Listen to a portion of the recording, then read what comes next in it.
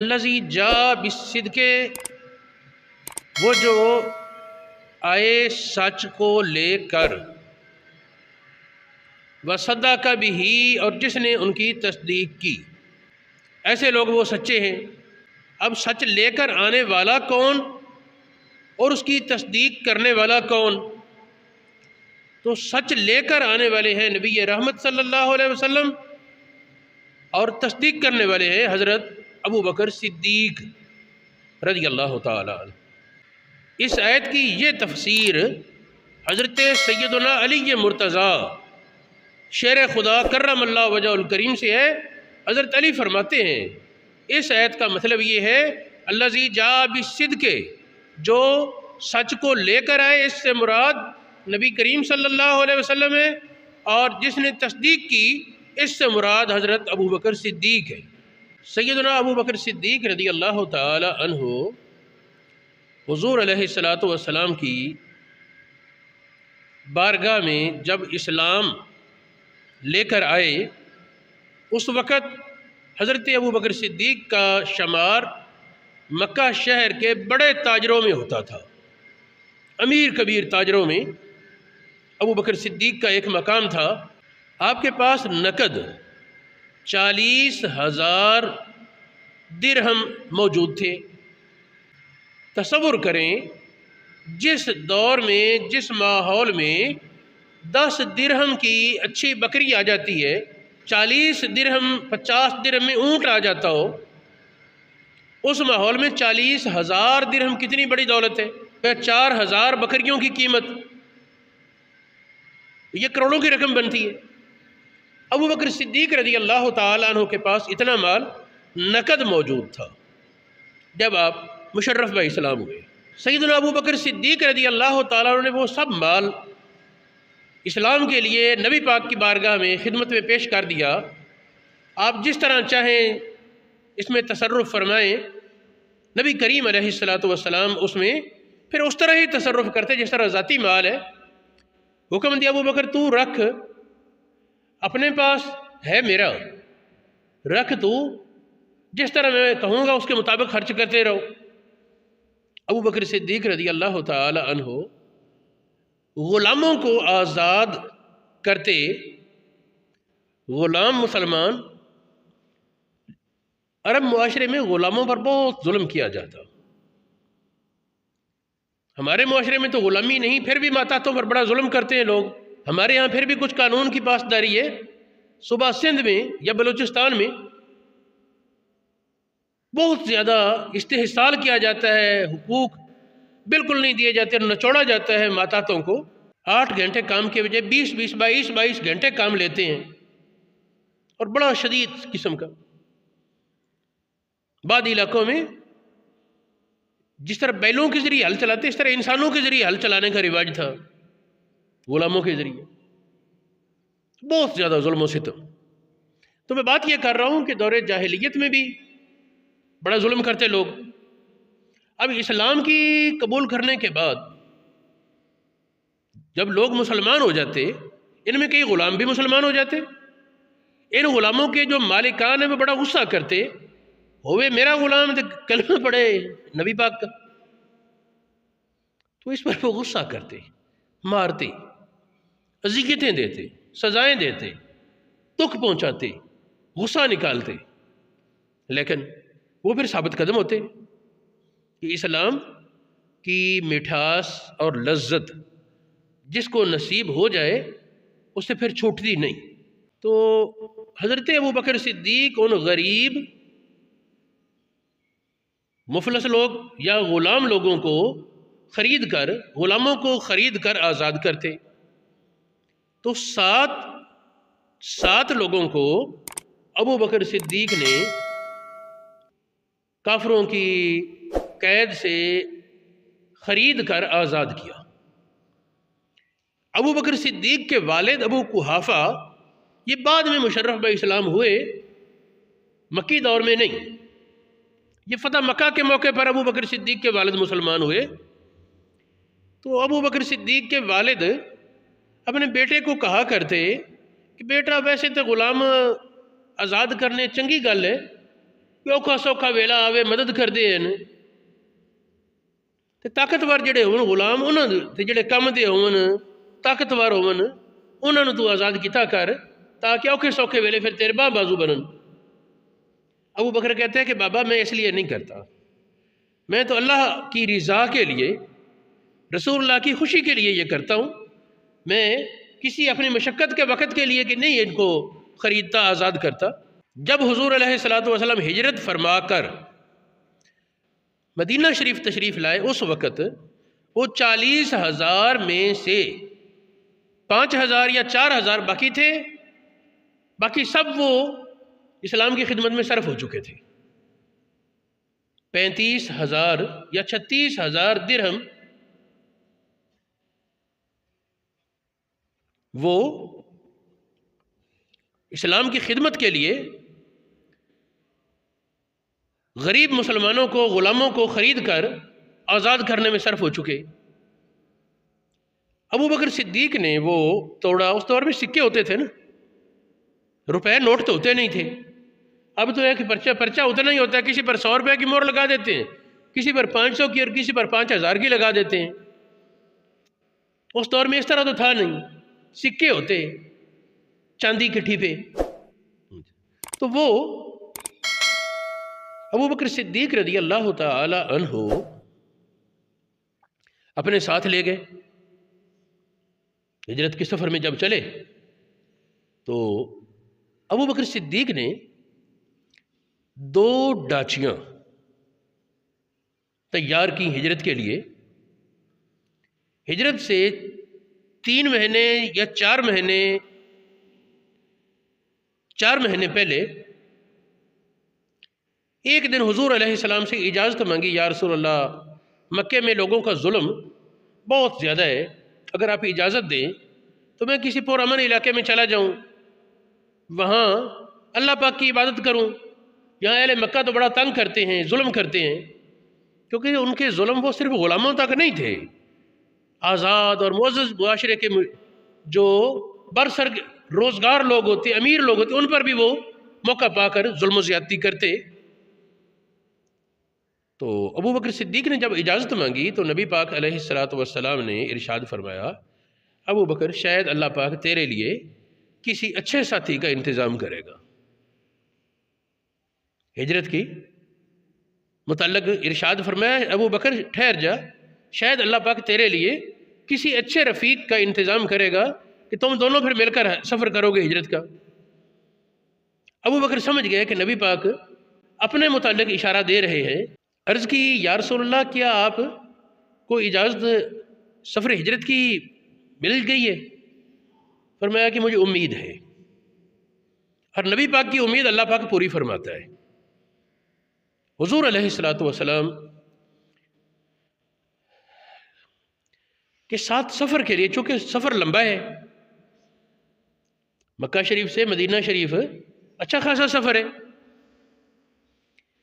تو ابو بکر صدیق نے 2 عمدہ قسم کی ڈاچیاں خریدیں اور ان کو یہ کیکر کے پتے، لونگ یہ خوب کھلائی، جس سے وہ طاقتور بھی ہو گئی ڈاچیاں اور موٹی تازی بھی ہو گئی، صحت مند، قوت والی۔ 4 مہینے ان کو اسی پر رکھا۔ ابو بکر صدیق رضی اللہ تعالیٰ عنہ کا ایک واقعہ میں ذکر کروں۔ حضرت عمر فاروق کے اسلام سے پہلے، حضرت عمر فاروق کے اسلام لانے سے کچھ دن پہلے کی بات ہے،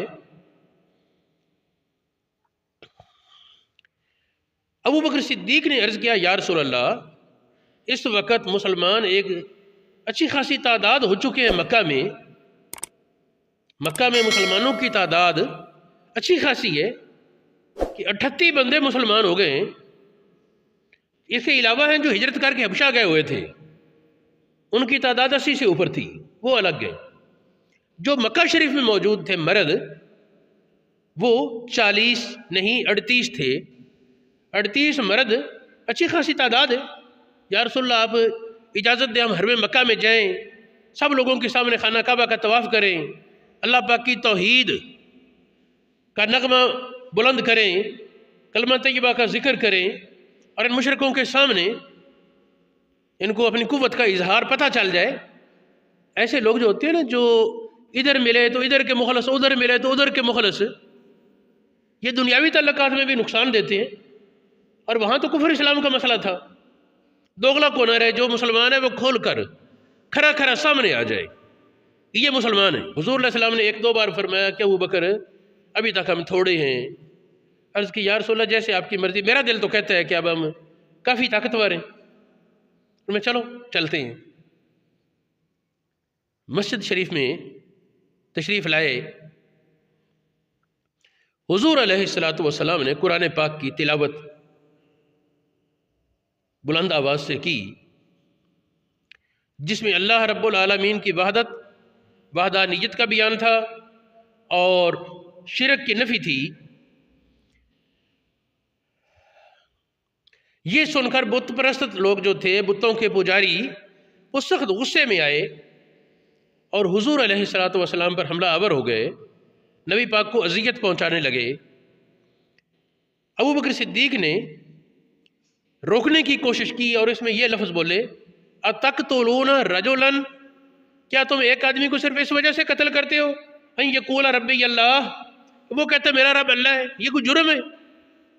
اب وہ نبی پاک کو چھوڑ کر ابو بکر پر پال پڑے. تیرے نال تو پہلے نہیں بڑھ گئے. ابو بکر کو اتنا مارا انہوں نے کہ ناک کی ہڈی بھی ٹوٹ گئی اور بے ہوش ہو گئے. انہوں نے سمجھا کہ اور بچے گا نہیں، مر گیا.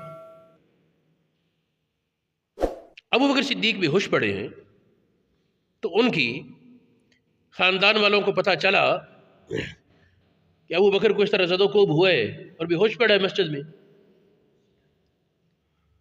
تو گھر والے لوگ آئے اور ابو بکر صدیق کو اٹھا کر لے گئے رشتہ دار. گھر جا کر کسی نے کوئی تلیاں شلیاں ملی ہوں گی، پانی کے چھنٹے مارے ہوں گے. تھوڑی دیر میں جب ہوش آئی تو ہوش میں آتے ہی سارے خوش ہو کے، ہاں ابو بکر کی حال ہے، ٹھیک ہے طبیعت کی محسوس کرنا ہے؟ کسے ادو بلایا، کسے ادو بلایا. فرمایا کہ میں نے کچھ نہ پوچھو، میں نے دسو نبی پاک دا کی حال ہے. انہوں نے کہا کہ سارے رشتہ دار بھوں بھوں کرنے لگے، یہ حلی بھی ہوندہ نہ لیندہ ہے، کسی کہہ بھی دیتا انہی کٹ کھا کے پھر بھی اس دینا. فرمایا کہ انہوں نے میری جان بھی قربان، میں تو نہیں چھڑاں گا. سارے رشتہ دار رست ٹوٹ گئے کہ بہنا برا ماسیاں پھپھیاں، برا دا ایسی کو نہیں آپ دا، جننے رشتہ دار ہے حتیٰ کہ باپ بھی سب چھٹ گئے. ماں بہرحال ماں ہے، وہ نہ برداشت کر سکے. انہیں آخا جو میں تھا آدھے پتر نو نہیں چھڑ دی. جس لئے باقی سارے اٹھ گئے. ابو بکر صدیق کو پھر انہوں کوئی گل کی تھی، کی کھاون تے دل کر دے. انہوں نے کہا پہلے میں نے نبی پاک دا دسو انہوں دا کی حال ہے. انہوں نے کہا سانوں کی پتا جس قسم دے مکہ شہر چ حالات ہیں. حضور علیہ السلام اپنے خاص وفادار غلامہ جو کسی نہ کسی دے کول آپ دن وقت چھپے ہوندے، سانوں تو انہوں پتہ نہیں ہو کتنے ہو سن، کہ اگر اسی جائیے بھی سانوں کو ملن دے سی یا نہیں. حضرت عمر فاروق دی بہن، انہوں دے بارے ابو بکر صدیق آکھا جو انہوں پوچھو، انہوں پتہ ہوئے گا. جلی پہلے مسلمان ہوئی حضرت عمر تو گئے، پہلے تو انہوں پوچھا ظاہر ہے کہ گل اولا رکھنی سی نا. آدھ میں نوں کی پتا کون، میں نے نہیں پہچان دی. انہوں نے کہا ابو بکر نے سانو تیرے والے گل ہے. انہوں نے کہا ابو بکر کتھے، میں انہوں ویکھنی ہے اس تو بعد کرانگی گل. آئی ابو بکر صدیق دی جو مطلب پوچھنا دسنا سے پوچھا. جس نے دوبارہ ابو بکر صدیق پوچھا تو انہیں اشارہ کیتا جو اے تیری ماں بیٹھی ہے بھی تو کلمہ علی کو نہیں پڑھا انہیں. یہ مشرکان تک گل پہنچ گئی تو نبی پاک نو اذیت دے سن. ابو بکر صدیق فرمایا کہ اندہ کوئی ڈر نہیں ہے، پاویں کلمہ نہیں پڑھا سو حلی ہے میری ماں تے میرے مرضی کے خلاف نہیں ٹرے گی. یقین ہے. انہوں نے کہا جی خیریت نہ لین نبی پاک. انہوں نے کہا میں نے میں تسلی نہیں ہو سکتا تسی میرے دل رکھن پر وہاں دے پہ ہو. مینوں لے چلو، مینوں وکھاؤ۔ ایک پاسے ابو بکر صدیق دی والدہ نے سہارا دیتا، دوسرا سہارا انہاں دیتا حضرت عمر دی بہن نے۔ یہ سہارے نال ٹردے ہوئے بڑی مشکل نال اتنے پہنچے جس مکان نبی پاک علیہ السلام موجود ہے۔ جس لیے پہنچے دروازہ کھلا، نبی پاک نو دیکھا، نبی پاک بھی قدر فرمائی، حوصلہ افزائی فرمائی۔ پھر نبی پاک ٹھیک ٹھاک ہے، عرض کی تھی یا رسول اللہ تسی ٹھیک ہو؟ فرمایا ہاں میں ٹھیک ہے، تو سنا؟ یا رسول اللہ ہن میں بھی ٹھیک ہوں۔ تسی ٹھیک ہو کہ ہن میں بھی ٹھیک ہوں؟ گئے دو دے سہارے نال، جلے اٹھے کسی سہارے تو بغیر آپے اٹھتے آپے ٹور کے آ گئے۔ یعنی ایک قوت جڑی ہے نا، وہ ایک احساس سی، نبی پاک تو پتہ نہیں کی بیتی، آپ دا کی حال، تانے ڈھال ہو گئے۔ تے جس لئے ویکھ لیا کہ نبی پاک دا خیریت نال ٹھیک ہے، پھر وہ پیچھے پھرے۔ ایک گل اتنے بھی سمجھنی چاہیے، اللہ رب العالمین دا ہر نبی جسمانی طور تے عام لوگاں نالوں کئی گنا زیادہ طاقتور ہوتا ہے۔ کسی کے ذہن میں یہ التباس نہ ہے کہ ابو بکر تو اس طرح اور نبی پاک کو کچھ نہیں ہوا تو کافروں نے کسر نہیں چھوڑی، لیکن مقام نبوت کی وجہ سے حضور علیہ السلام جسمانی طور پر بھی اتنے طاقتور تھے اور روحانی قوت بھی جسمانی طور پر اتنے طاقتور تھے کہ ان کی ضربوں کا یا ان کی اذیت کا آپ پر اثر نہ ہو سکا۔ اور آپ کو صحت مند دیکھ کر ابو بکر بھی ٹھیک ہو گئے۔ ابو بکر صدیق رضی اللہ تعالی عنہ حضور علیہ السلام کے ساتھ جب ہجرت کے سفر میں روانہ ہوئے تو میں نے بتایا کہ 2 ڈاچیاں پالی تھیں۔ اب ڈاچیوں کو کیا ایک آدمی اس کے ذمے لگائیں ڈاچیاں کہ یہ 2 ڈاچیاں لے کر چوتھے دن صبح کے وقت تو نے فلاں مقام پر ہونا ہے، ہم وہاں آئیں گے اور وہاں تو سے ڈاچیاں لے لیں گے۔ اب یہ ابو بکر صدیق کی مردم شناسی ہے، پرکھ ہے کہ ظاہر ہے 3 دن کے لیے کسی کو ڈاچی دینی ہے کہ اجرت 20 درہم ہوگی، 100 درہم زیادہ سے زیادہ ہوگی۔ اور ادھر کافروں نے اعلان کیے تھے 100 اونٹ ابو بکر صدیق کی گرفتاری پر اور 100 نبی پاک کے بارے مخبری کرے یا، لیکن ابو بکر کی مردم شناسی دیکھو، آپ کی پرکھ دیکھو، آپ نے اس بندے کی ذمہ لگایا جس پر اعتماد تھا کہ یہ لالچ میں آ کر، یہ بندہ لالچ میں آ کر راز کو افشا نہیں کرے گا۔ حالانکہ وہ بندہ ابھی تک کافر تھا، مسلمان بھی نہیں، لیکن یہ وعدے کو نبھانا یہ بھی ایک صلاحیت ہوتی ہے انسان کی، رشوت نہ لینا صلاحیت ہے انسان کی، اور پھر لوگوں کو پہچان لینا، پرکھ لینا، یہ بھی بہت بڑی ایک صلاحیت ہے۔ اب دیکھا نا آپ نے پچھلے دنوں تماشا لگا پاکستان میں، نام کسی کے ساتھ جیتے اور پھر پیسے کسی سے لے کر بیک گئے۔ آج بھی بہت سے تماشے لگتے، اگر عوامی رجحان نہ دیکھتے، یہ ہمارے ایم پیز ہیں، M P As, M N As جو اسمبلیوں میں بیٹھے ہیں، یہ کیا ہے؟ یعنی بندے پرکھنے کا تجربہ بھی ایک بہت بڑا فن ہے، کسی آدمی کو جانچنا اور اس طرح جانچ لینا جس طرح وہ نکلے پھر۔ خیر ابو بکر صدیق رضی اللہ تعالیٰ عنہ نے اس کے ذمہ لگایا اور خود نبی پاک کے ساتھ رات کے وقت جبل ثور پر گئے، غار میں ٹھہرے۔ 3 دن غار میں رہنے کے بعد اگلے دن جب کافروں کو پتہ چلا کہ محمد تو گھر میں ہے نہیں، دروازے پر پہرے بین کھڑے ہو گئے نا کہ جب رات کے وقت نکلیں گے قتل کر دیں گے۔ ان کا پروگرام یہ تھا، نبی پاک نکلے، سورہ یاسین شریف پڑھتے ان کے درمیان سے نکل آئے اور ان کے سروں پر مٹی ڈالی سب پر، پھر آگے گزر کے درمیان سے، انہیں پتہ ہی نہ چلا۔ قرآن پاک نے وہ منظر بیان کیا نا کہ ہم نے ان کے سامنے اور پیچھے پردے ڈال دیے، پردے بنا دیے، انہیں نظر ہی کچھ نہیں آتا۔ وَجَعَلْنَا مِن بَيْنِ أَيْدِيهِمْ سَدًّا مِن خَلْفِهِمْ سَدًّا ان کے آگے بھی پردہ پیچھے بھی پردہ، ہم لا یبصرون، انہیں نظر ہی کچھ نہیں آتا، اور محمد الرسول اللہ درمیان سے گزر گئے۔ کافی دیر کے بعد انہوں نے کہا کہ یہ تو ان کے اٹھنے کا وقت ہو گیا، ابھی آئے کیوں نہیں؟ دیوار سے اوپر ہو کر دیکھتے، نہیں، علی ستا بھی ہے، چارپائی پر لیٹے ہوئے ہیں، ستے ہوئے، پھر بے خبر کھڑے رہتے۔ کافی دیر کے بعد انہوں نے کہا اتنے وقت تو وہ سوتے نہیں، چھلانگے لگائی انہوں نے، دیوار پھلانگی، اندر گئے، جا کے جگایا تو حضرت علی تھے۔ کہا محمد کہاں ہیں؟ انہوں نے کہا میں تو ستا پیا، جاگ دے تسی ہو، جاگ دے تسی ہو، میں ستا پیا، مینوں کی پتا، تسی جاگ دے تانوں پتا۔ وہ پشیمان سے ہو کر ہٹ آئے، اور حضرت علی کو وہاں چھوڑنے کی حکمت کیا تھی؟ حکمت یہ تھی کہ ان کی امانتیں، ان قاتلوں کی امانتیں نبی پاک کے پاس تھیں، اور آپ حضرت علی کے ذمہ لگایا کہ ان کو امانتیں دے کر آنا ہے۔ کسی نے حضرت علی سے پوچھا جی وہ دشمن دروازے پر کھڑے، آپ کو نیند آ گئی تھی؟ فرمایا جنی سکھ دی نیندر اس رات آئی انہیں کدے بھی نہیں آئی۔ وجہ کیا ہے؟ فرمایا کہ نبی پاک نے فرمایا تھا، ویسے تو نبی پاک کے لیے جانیں بھی قربان کرنا سعادت ہے نا، لیکن اس موقع پر انہیں پتا تھا، نبی پاک نے فرمایا تھا کہ میں جا رہا ہوں، تم یہ امانتیں سب کو پہنچا کر میرے پیچھے مدینہ شریف آ جانا۔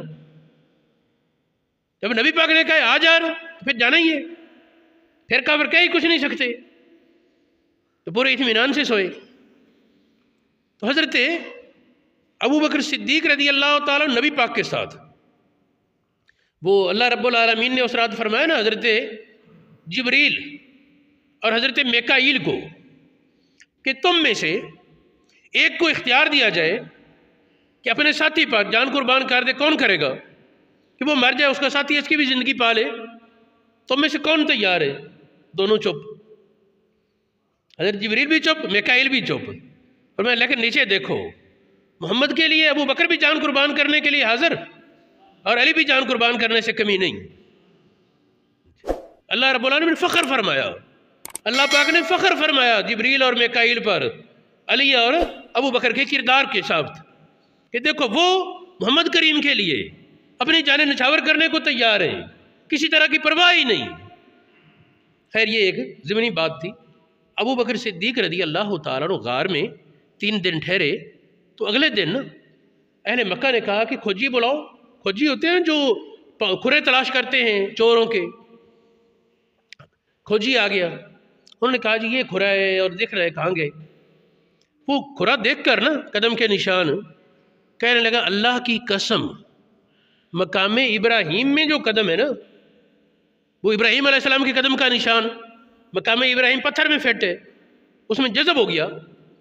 جس پتھر پر کھڑے ہو کر ابراہیم علیہ السلام نے خانہ کعبہ کی عمارت تعمیر کی تھی، تو اس کھوجی نے کہا کہ جو نشان قدم کا اس پتھر میں لگا ہے، وہ نشان اور یہ قدم بالکل ایک آدمی کے معلوم ہوتے ہیں، یعنی ابراہیم علیہ السلام کے قدم کے بالکل مطابق نبی پاک صلی اللہ علیہ وسلم کا قدم، وہ لکیریں بھی بالکل اس کے مطابق۔ یہ مقام ابراہیم کے پاس کھڑے ہو کر کبھی موقع ملے، اللہ پاک نصیب کرے، جن کے قد کچھ لمبے ہیں نا، وہ جب قریب ہو کر دیکھیں اور تو پتہ چلتا ہے لکیروں کا بھی، قدم میں، قدم کے نیچے لکیریں، وہ پتھر بھی فٹ ہیں، لکیروں کا بھی پتہ چلتا ہے۔ تو وہ کھوجی نے کہا کہ جو قدم کا نشان مقام ابراہیم میں، یہ تو وہ قدم ہے۔ خیر ڈھونڈنے نکلے، چلتے چلتے غار ثور پر، جبل ثور تک پہنچے، پہاڑ کے اوپر نشان نہ ملا، تلاش کرتے پھرے ادھر ادھر، اخیر ایک غار پر کھڑے ہو کر، جہاں نبی پاک تھے اس غار کے دہانے کھڑے ہو کر کہتے ہیں بڑا تلاش کیتا ہے، پتہ ہی نہیں کتنے گئے۔ کوئی کہنے لگا کیا اس غار جو ویکھیے، دوسرے نے کہا یار اس نے منہ تے جالا لگا ہے، ایڈا وڈا، اتنا بڑا جالا، اور پرانا جالا ہے، کوئی انسان یہاں سے گزرتا تو جالا تو ٹوٹتا۔ کوئی دوسرا کہنے لگا کہ یہ مکڑی کے انڈے، یہ کبوتری کے انڈے پڑے ہیں، کبوتری کے انڈے یہاں بھلا کہاں ہوتے اگر وہ یہاں گزرتے؟ تو اس جگہ سے تو کوئی بھی انسان گزرے تو کبوتری کے انڈے ٹوٹ جاتے، لہٰذا یہاں اندر نہیں ہے۔ سر پر پہنچ کر. یہ قصیدہ بردہ میں فرمایا انہوں نے وقایت اللہ اغنت ام مدافعت من الدروع بان عالم من الاتمی. اللہ رب العالمین کی حفاظت نے، اللہ رب العالمین کی حفاظت نے بے نیاز کر دیا نبی پاک کو. نہ بلند و بالا کروں کی ضرورت ہے، نہ حفاظتی فوج کی ضرورت ہے، کمزور چیزوں کے ذریعے ان کی عقل پر پردہ ڈال دیا. تو خیر حضور علیہ الصلوۃ والسلام کو ابو بکر صدیق نے عرض کی یا رسول اللہ یہ کافر اس طرح آ پہنچے ہیں، اگر ان میں سے کوئی اپنے قدم کے نیچے دیکھ لے تو ہمیں دیکھ لے گا. حضور علیہ السلام نے فرمایا کہ ابو بکر پریشان ہونے کی ضرورت نہیں، تیرا کیا گمان ہے ان دو کے بارے جن کے ساتھ تیسرا اللہ ہے؟ جب اللہ ہمارے ساتھ ہے تو پھر ہمیں کیا ٹینشن. چنانچہ ابو بکر صدیق بھی جو پہلے پریشان ہوئے، قرآن پاک کہتے ہیں فانزل اللہ سکینتہ علیہ، اللہ رب العالمین نے اپنے سکون کی دولت ابو بکر پر اتاری. مفسرین نے صاف لکھا کہ نبی پاک پر تو ہمیشہ سکون تھا، آپ ایک لمحے کے لیے بھی مضطرب نہیں ہوئے، پریشان نہیں ہوئے. پریشانی ابو بکر صدیق کے دل پر آئی تھی، اور پھر نبی پاک کے اس تسکین دینے سے ابو بکر کے دل پر اللہ پاک نے سکون کی دولت اتار دی. اس سے آگے واقعہ آئندہ جمعہ انشاءاللہ.